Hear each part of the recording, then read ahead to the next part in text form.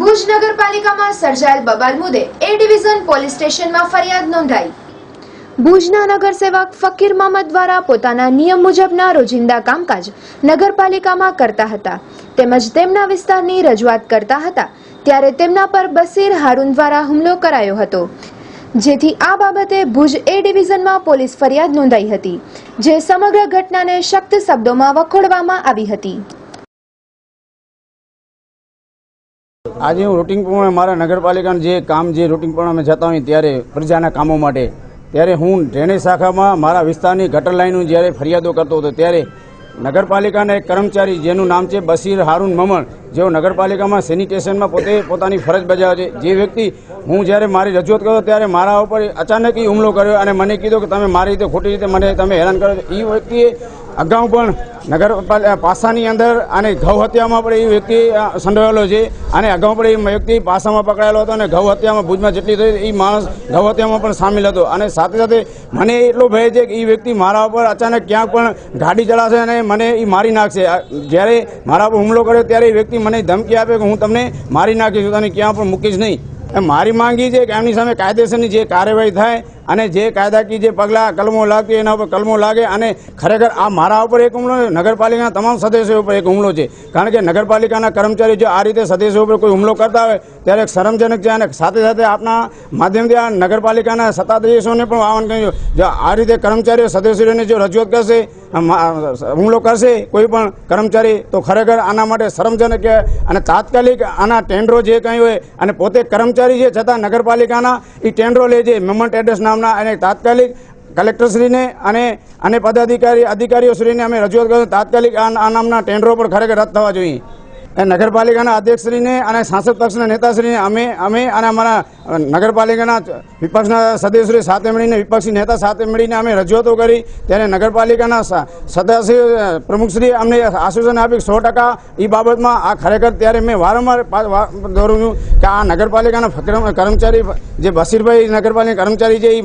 ફકીર મોહમ્મદ પર જ્યારે હુમલો કરે એ ફકીર મોહમ્મદ ઉપર નથી પણ તમામે 44 નગરસેવકો પર હુમલો છે। ખરેખર અમારા 25 વર્ષના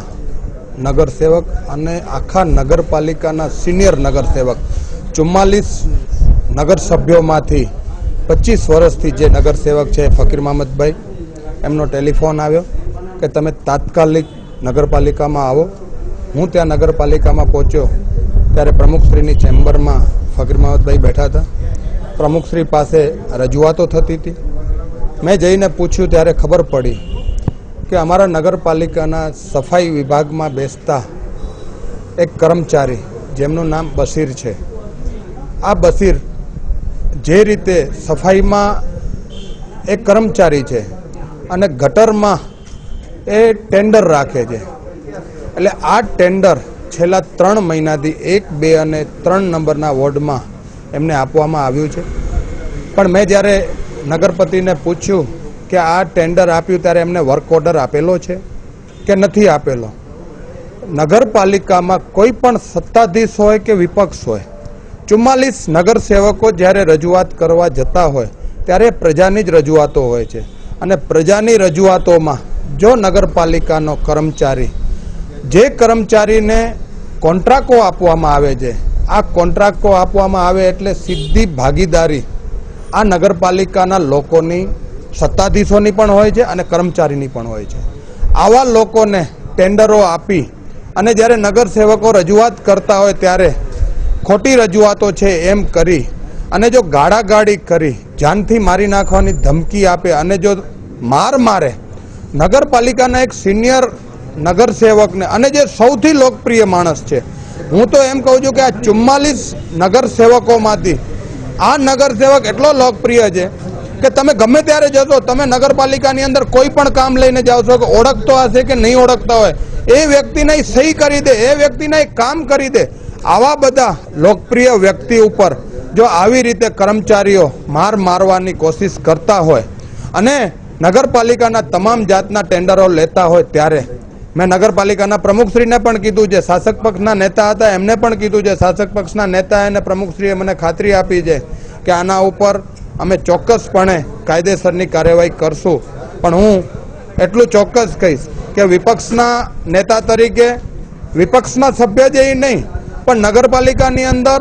44 નગરસેવકો ઉપર જો કોઈ આવી ઘટના બનતી હોય અને ઉગ્ર રજૂઆતો થતી હોય, પ્રજાના કામો ન થાય તો ઉગ્ર રજૂઆતો પણ થાય. ઉગ્ર રજૂઆત થાય ત્યારે કર્મચારી કે સત્તા પક્ષના લોકો હોય એમણે શાંતિથી એનો ઉકેલ લેવો જોઈએ. પ્રજા તો હંમેશા ઉશ્કેરાઈને વાત કરે કે પ્રજાના સેવકો એની કામ ન થતું હોય તો ઉશ્કેરાઈને વાત કરે, પણ એનો મતલબ એવો નથી કે પ્રજાના પ્રતિનિધિ ઉપર કર્મચારીઓ આવી રીતે મારે અને મારી નાખવાની ધમકી આપે. અને ફરીથી આવા જ નગરસેવકોને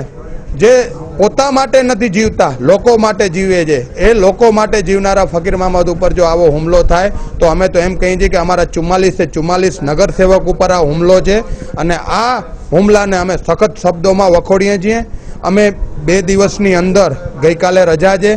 અને અમે કલેક્ટરશ્રીને, ડીએમઓશ્રીને અને ડીએસપી સાહેબને અમે અમારો પ્રતિનિધિ મંડળ જઈ અને આના ઉપર કડક ને કડક કાયદેસરની કાર્યવાહી થાય અને આ જેટલા આ વ્યક્તિઓને જે ટેન્ડરો આપવામાં આવ્યા છે તમામ ટેન્ડરો આના રદ થવા જોઈએ. આવા વ્યક્તિઓને ટેન્ડર અપાય જ નહીં અને આવા વ્યક્તિઓને જ્યારે ટેન્ડર આપ્યા ત્યારે જે દાદાગીરી ભર્યું વલણ હોય છે, આ નબળાઈ નગરપાલિકાના સત્તાધીશોની છે. નગરપાલિકાના સત્તાધીશોની જરા પણ નગરપાલિકા ઉપર પકડ નથી. ત્યારે જ આવા કિસ્સાઓ નગરપાલિકાના કર્મચારી, નગરપાલિકાના આવા સિનિયર નગરસેવક ઉપર જો હુમલો કરે તો બીજા સામાન્ય નગરસેવિકાઓનો શું?